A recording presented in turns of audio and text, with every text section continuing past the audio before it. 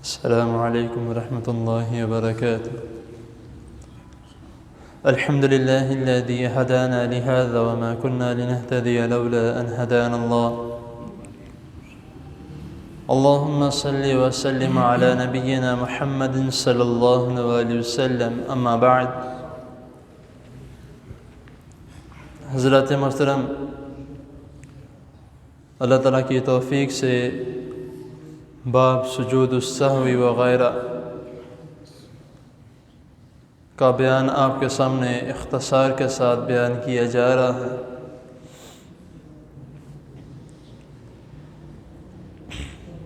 نماز میں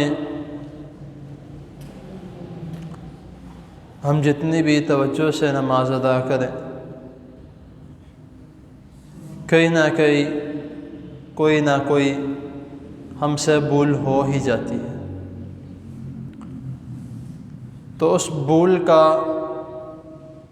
بھول کے ازالے کے لیے یا بھول کی تلافی کے لیے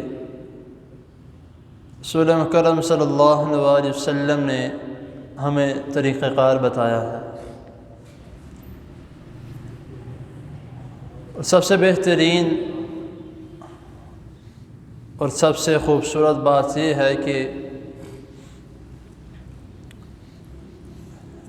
نبی کریم صلی اللہ علیہ وسلم نے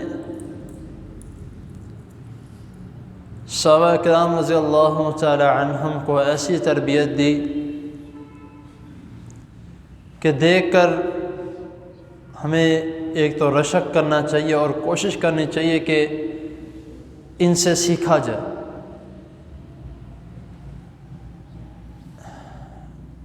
حضرت عبداللہ بن مسعود رضی اللہ تعالی عنہ جو اس حدیث کے راوی ہیں، وہ بیان کرتے ہیں کہ رسول اللہ صلی اللہ علیہ وسلم نے ایک مرتبہ ایسا ہوا کہ آپ نے ہمیں نماز پڑھائی، اور نماز پڑھا کہ آپ مصلی سے اٹھ کر چلے گئے، یعنی تھوڑا باہر کی طرف نکلے.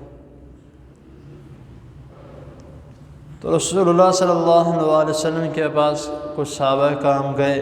انہوں نے جا کر آپ صلی اللہ علیہ وسلم سے سوال کیا کہ احدث فی صلاۃ شیء، کیا نماز میں کچھ تبدیلی واقعہ ہو گئی ہے؟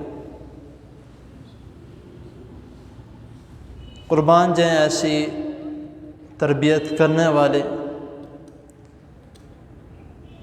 کہ رسول اللہ صلی اللہ علیہ وسلم آگے سے آپ نے پوچھا کہ کیا ہوا ہے؟ مجھے تو اس کے متعلق کچھ پتہ نہیں لگا، آپ بتاؤ کیا ہوا. مثال کے طور پہ اگر یہ آج کے جو معاشرے کے حساب سے اگر اس طرح کی کوئی غلطی ہو جائے تو ہمارا کیا سوال ہوگا؟ ہم یہ سوال نہیں کریں گے کہ کار صاحب آپ کچھ بھول گئے. ہم یہ سوال کریں گے کار صاحب وہ اچھے ہونا.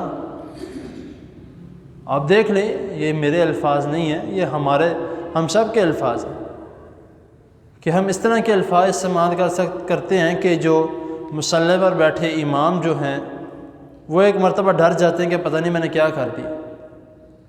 حالانکہ نماز میں غلطی ہو جانا یہ کوئی بہت یونیک بات نہیں ہے، کسی سے بھی ہو جاتی ہے.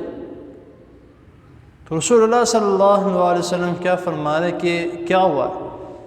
تو وہ بیان کرتے ہیں کہ صحابہ کرام رضی اللہ تعالیٰ عنہم نے جس نے بیچ میں سے کہا کہ اللہ کے رسول صلی اللہ علیہ وسلم آپ نے نماز پڑھائی تو رکعتیں ایسی تھی، آپ نے ایسے کر لیں، جو بھی اس میں ایک مکالمہ جو لکھا ہو. یہ نہیں بتایا کہ کون سی نماز تھی یا کس رکعت کی بات ہو رہی، تو بس اتنا لکھا کہ آپ نے رکعتیں اس طرح تھی، اس طرح پڑھ لی. حدیث کے واضح الفاظ ہیں کہ رسول اللہ صلی اللہ علیہ وسلم نے اپنے آپ کو قبلہ رخ کیا.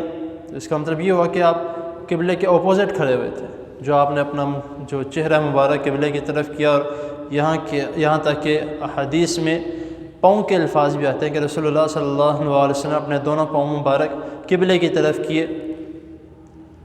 تو پھر آپ نے اللہ اکبر کہہ کر سجدے میں گئے.